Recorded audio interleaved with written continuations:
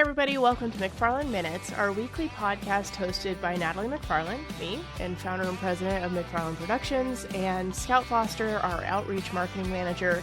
In these episodes, you can expect deleted scenes, in-depth campaign reviews, project highlights, marketing concepts, book reviews, and a deep dive into the creative process at Off Your Rocker Films, and of course, invaluable lessons on mentorship, leadership, and the business of it all. We are so excited to be releasing our episodes every Sunday as your soft launch to Monday. Hey y'all, welcome to episode 13 of McFarland Minutes, your soft launch to Monday. This is part 3 of 3 on our top 10 questions that we get asked as a marketing creative agency, and we've got 4 left. Just 4 left. So episode 11 and episode 12 were the first, 6 of them, and then we're going to finish it off today. So let's start with one that I feel like is a hot topic for pretty much everybody in every industry at this very moment. Can marketing be replaced by AI, right? Which is a hot topic in any industry. Can AI replace you? Or how can you use AI in your marketing, and what tools are we currently using? Scout, can you be replaced by AI? Okay, so my office neighbor, I rent an office space in town, and my neighbor actually works in like the marketing, but like technology marketing industry, and we've been chatting a lot about AI, and I think that she truly said it best, so I'm gonna steal her line here, but AI is not going to take your job, but it could take your task. So your job, like your job duties could change, your efficiency could change, but you're still going to be employed. So like these robots, for lack of better words, are not going to do it without you. You know what I mean? So a lot of things, there's like many different types of AI, which I could get these wrong, but I know one is agentic AI, and that is like the task related AI. So that is like Even what we like use what to we do. schedule. Yeah. Yeah. Or even Yeah, like what like we what we use use to within schedule script. or Yeah. yes. So those are more like task oriented, and then there is I think generative AI, and that's like what we use, like that's ChatGPT helping us figure out 86 synonyms for the word great. You know what I mean? Like that, Yeah. so that's Or that type generating of AI. images based on AI. Yeah. Right. That is where like a lot of these social trends are coming from is generative AI. I don't know why that's such a hard word for me to say, but I don't think AI is going to take our jobs. I think that it could change the way that we do our jobs. I think it could change the task and like workload that we have. I think that it could change like, maybe how bogged down our brain is. Like I think we are able to offload some of the things that we don't necessarily love, maybe to different AI softwares, but I don't think that AI will take our job. I think that's a big misconception, maybe because people haven't used AI, maybe, or maybe they have, and they think that it's all butterflies and rainbows and it's perfect. And maybe they see like startups and small companies using AI on socials to fill the void of not having a marketing team. If that's what you're worried about for your job, I think that that's just not your right client. Like Sure. if they're happy with ChatGPT spitting out the rocket ship emoji with 5 tips on how to do this better, then ChatGPT is then really in love with the rocket ship, you know? what is the why? It's weird. I've never Favorite used that emoji. emoji in If my life. ChatGPT had its favorite emoji, it would be the rocket ship. 100%. I think it's a tool. I don't think it's gonna take our jobs. I just think it's like another software that we have in our toolbox. Thank you, Katie Schrock, for that word. I've never used tool in our toolbox phrase before, but she uses it, and I'm gonna start using it. Today's the Katie, day. Katie actually Anyways. does a great webinar series on AI, in Mhm, particular. So like Western Insights Media, Katie Schrock, they do a webinar series on AI and marketing. But I mhm. think like we do use AI tools at McFarland Productions. So, Gemini is the Google one, and we Google. are a Google-based web or a Google-based company, I guess. Like all of our email, everything's run off of Google. Our podcasting program that we're recording through right now, or software, is Descript, and we utilize it to be able to one do transcripts through AI, so that we are not transcribing this word for word, letter for letter. We are also utilizing it to help generate the basis of the show notes and the blog articles and social captions and that sort of thing. And I say basis because we do some heavy editing on those, to make them correct and right and sound like us, and not like AI. We also utilize it to pull social clips out of this, and like in likelihood of trending based on current algorithm notes and that sort of thing. So, Descript helps us a lot in podcast production. In Lightroom, I mean, we use the denoise, AI feature. My favorite. I've used generative AI to be able to remove, like items in the background that are distracting, or Mhm. maybe I needed more space around my object, or maybe we shot it in a studio and the studio background edges are displaying and I need more space. I just create more space, right? Like I replace parts of the background utilizing that. Those AI is super helpful through that. We use ChatGPT for idea generation and brainstorming. It just kind of helps. It's better than a Google search, right? As far as like Mhm. generating additional ideas. So we use ChatGPT on a frequent basis. Um, I use Could you Otter talk about AI. Otter?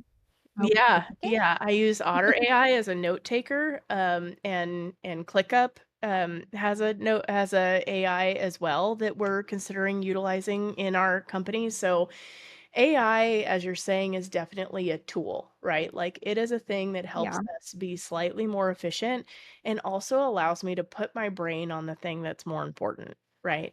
It allows me to right. put more thinking effort into the thing that requires my thinking effort, right? That AI can't. Mhm. So, yeah, I'm with you. We have a plethora of AI I tools that we use.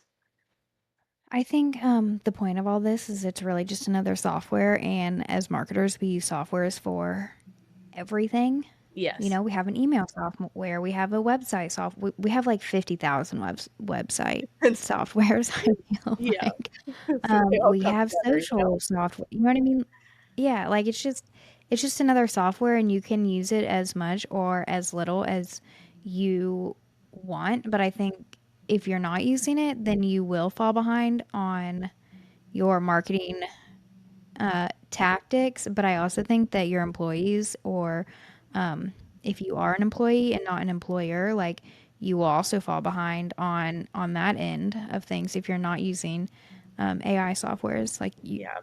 that is what is working in the industry, and you need to know what is working, and Yeah. you And need to be and well-rounded in that. every owner of every business in any industry is always looking for efficiency, right? If there's Mhm. things that we can do, whether they're subscription based or free or whatever, if there are tools that we can use that will significantly increase efficiency, I'm here for it, right? Like Yeah. every owner ever is screaming from the back, cut 20%, like how do I cut 20% out of the cost, right? Efficiency Yeah. is one of the number one things, right? How can I make Mhm. it easier for my people? How can I make it more comfortable for my people? And how can I make it faster for my people, right? So that's a Yeah. huge deal.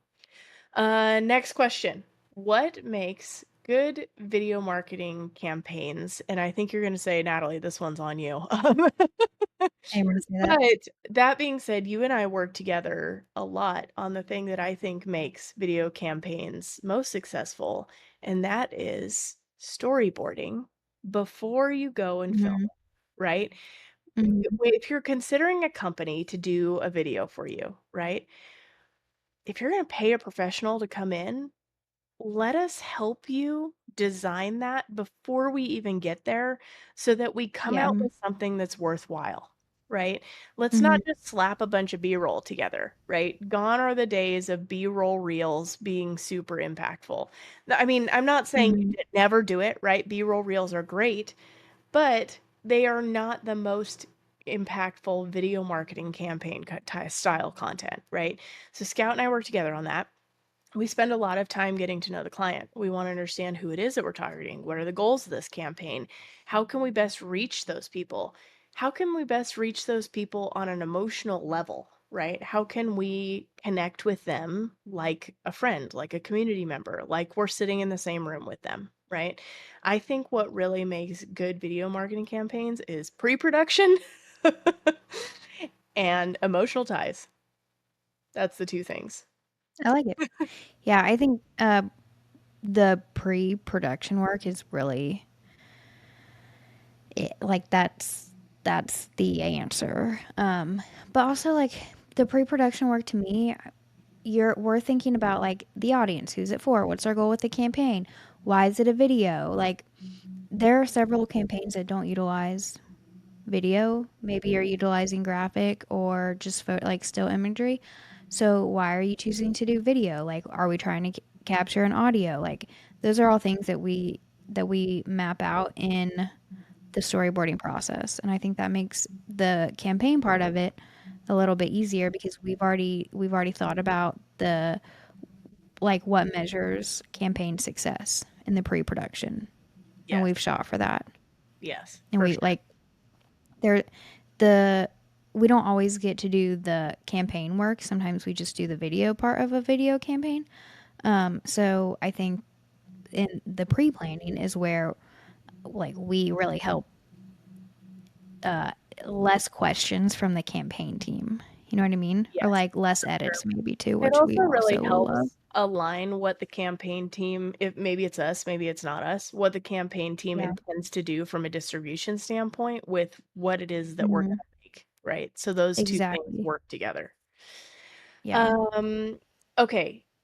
This one is something that I think every team struggles with as companies grow, no matter what level you're at. But how do we scale our marketing efforts without burning out the team?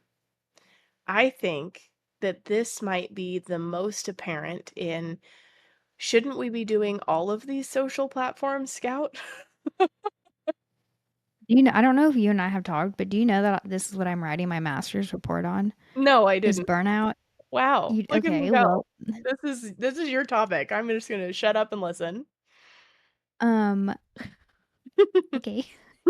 Um, my master's report is like very specific to social media managers and like the account managers and marketing managers, so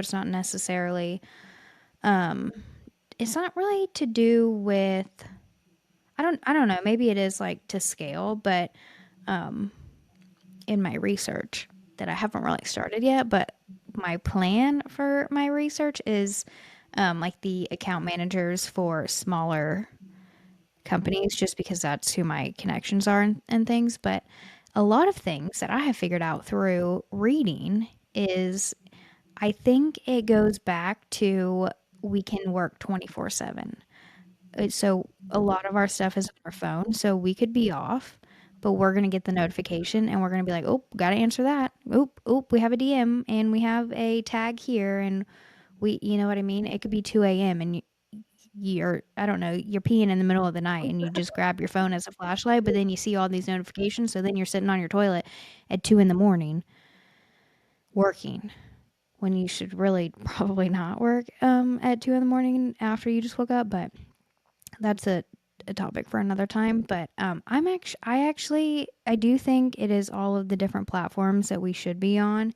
Yes, like more platforms, more content, more management, more things, More. more time. Uh, that, but I actually think it's on how we're managing the more and not necessarily the more, if that makes sense. Sure. Like, I don't know. Anyways, I think a lot of things, I think it just falls back to being so digital, and we always have our email. We always have like our chat. Um, there's really no there's really no time off. You know what I'm saying? I mean, there is, It's really but there's hard also to not. disconnect when it's right here, you know? I've Yeah. actually gone to like on that topic, I've actually gone to my phone is not in the room that like in our bedroom when I sleep.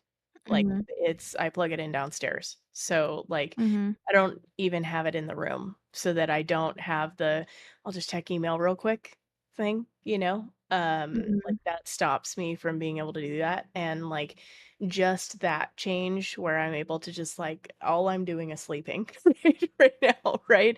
Like I didn't wake up at 2 in the morning feeling That's like what's I best. can't sleep and I'm my default is roll over, screw around on my Right. phone, right? Like that helps a lot. That being said, scaling marketing is still necessary. Like when if you're really going to scale a company, how can you scale your marketing?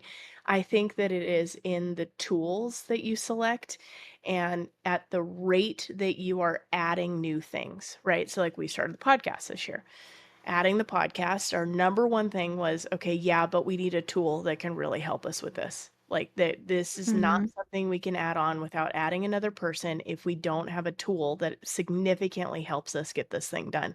Descript. Where apparently this is going to be the episode of Descript is awesome. So like we apparently I hope maybe we have an affiliate link. Can we like drop an affiliate link in our show notes? But um, um Descript is honestly like one of the best platforms that I have dealt with across any type of marketing software. Like I am a big fan of the Descript model, but the point of that is saying if you're going to add something, is there a tool you need or is there a person like basically is there a who or is there a tool for the who? And we did both. Yes. Yes, we did both. We hired a social media coordinator to take that part off of my plate to so I could be on this podcast and do all the podcast things. And then we also have a great AI tool Yes. Yes, to both then those cut things. down on what you and I are both doing. Um, I think scaling is it is kind of like adjacent. I feel like to what you're saying, like I feel like it's kind of the same, but maybe I just say it slightly different. Um, yes to scale marketing. So I would say yes to new platforms. Like to me, we are now on Spotify. That's a new platform. YouTube, we are doing it in a more consistent manner. It's not necessarily a new platform, but it kind of We're paying more it attention. kind of is to us on like this on the way that we're doing it. Yeah. Um, I think that you also have to think about what platforms can you do well, and if you can't do it well, then don't waste your time doing it. Yeah, also, You like, know? is can you do it well, but is it effective, right? Like, Right. Pinterest maybe isn't something that McFarland Productions is gonna do. Not regularly, Mhm. right? But Mhm. if I'm, you know, I don't know, if I'm an apparel company, if I'm a event company, if I'm a food company, if I'm, Mhm. any of those things or components of those things, maybe Pinterest is it, particularly like Yeah. Painted Hills Natural Bee, for example, right? Very successful on Pinterest, but not Yeah. necessarily like McFarland Productions, not so much. So like knowing where your audience is for your business is also part of it Mhm. too. Like more is not necessarily better. You said something the other day that I was like, "I roll," but I didn't even we haven't talked about it. I'm just gonna use this podcast to talk about it. It's actually a therapy session for me. Um, but I was telling you how the new algorithm doesn't prioritize stories as much as it was previously. So previously we were trying to do like 7 stories a day, and now they're like 3 to 6 a week or whatever. It's like 6 a week because it's substantially less than what we were doing. And you're like, yeah, but I don't think like posting a story is going to hurt. And I'm like, no, but is it going to help either? You know what I mean? Like it, valid point. Is it going to hurt? No. But like, is it going to help? I don't know. Maybe not. Like, maybe we test these and see, you know what I'm saying? But, like, I just think that's something that I think that's something that, like, you and I should have a further conversation on. Like, are we, like, are our social managers putting time into these things that are maybe they won't hurt, but are they going to absolutely help? Or are we, like, really boosting the line here? You know, like, our analytics, are they skyrocketing? Maybe something else that we're not doing will. Just really the point I had in bringing that story of the stories up. Putting the effort where it's effective. Yeah, sure. Yeah. Okay. Last question in our series. Are you ready for question 10? Dun, dun, dun. How do we make our brands more emotionally resonant through marketing?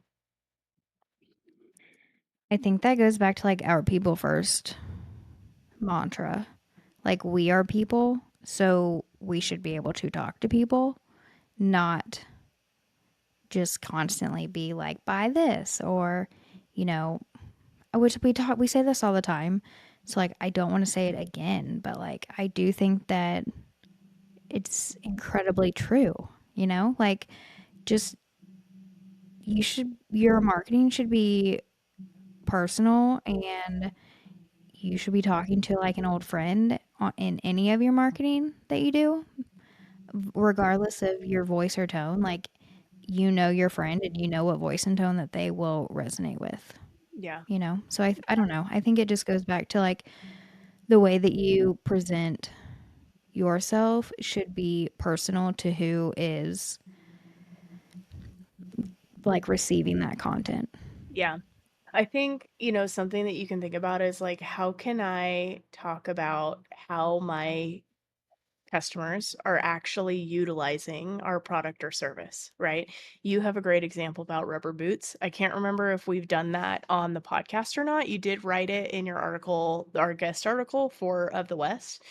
But another one, I'm going to have you do that example. But another one that I think is a great example is Apple came out with a commercial for their Apple Watches. And on this Mhm. commercial, you hear a 911 recording of somebody who has been caught in a riptide, pulled out to sea, and he can't see shore anymore. He's so far away, he Dang. can't see the shore, right? He Why is did it take him so quite long to call? right. He is quite literally fighting for his life, right? His Apple Watch detected that he was in distress, whether it was because he hit the bottom or whatever it was, it set off the fact I that his tread Apple water it that long. right, so his Apple Watch set off. Hmm. So it auto called 911 for him. So he is talking through his Apple Watch and they rescue him. They pull him out of the water. They found him because that Apple Watch has Dang. a location on it, right? This Mhm. guy would have died without this Apple Watch. Mhm. He didn't even know which direction the shore was, much Yeah. less like what had much strength left to swim, right? Mhm. So the whole commercial is just the recording of him and 911 and then like basically a reenactment of this thing, right? So they've got this really sort of emotionally violent footage, right, of this person in a real life or death situation, right? What I think that did was number one, we can all feel that emotion, right? Whether you've ever almost drowned or been caught in a riptide or not, you know how scary that would be, right? To know Mhm. there's someone out there on the other end was that alone likely saved him. There's studies where I think they did it with mice where they put mice in water and they see how long they'll tread water, right? And as they start to quit, they pull them out. When they pull them out, um, I think they maybe, like, dry them off, like, make them comfortable again, right? The next time they put them in the water, they fought harder. They would fight for longer because the first time it Mhm. was proved to them that they would be rescued. If they kept Mhm. trying, they would be rescued. An Apple Watch at that point, right? You will be rescued. If you can just hang on Mhm. till we can get to you, we will find you, right? Like, "I've got your location, I'm coming," is enough of an encouragement. Like, talk about an emotionally resonant commercial by Apple. Like, knock that sucker Yeah, out. that's smart. I haven't seen that, but I have one question, and I'm just curious why he wore his Apple Watch in the ocean. I don't remember the I whole mean, it story. I obviously. think he was maybe like swimming for like exercise purposes, and Mm, that Apple Watch will track your laps depending on which one you yeah, have. mm, So he was probably wearing it for exercise purposes. that makes sense. I just myself, I would have taken it off or like not worn it that day. So I was just wondering, like, I don't know the Yeah. reason behind it. I just feel like the I actually bought my specific smartwatch because it will track laps. Like I we know like you to didn't buy an to Apple Watch. exercise. So no, heck no. We Android. know. But the point Oh is my God. like, Lane hella was we good were I was promotional talking about commercial. wait. This is too funny. Side note. Oh We boy. can come back. We can come back to the Apple Watch deal, but I was Watch talking yourself or I'll cut to this out of the episode. this is funny. I was talking to Lane the other night about you and Kevin having androids or something, and he's like, I'm gonna cuss on here, but it's not like really that bad of a word. He's like, why do they have those potato ass phones? But potato?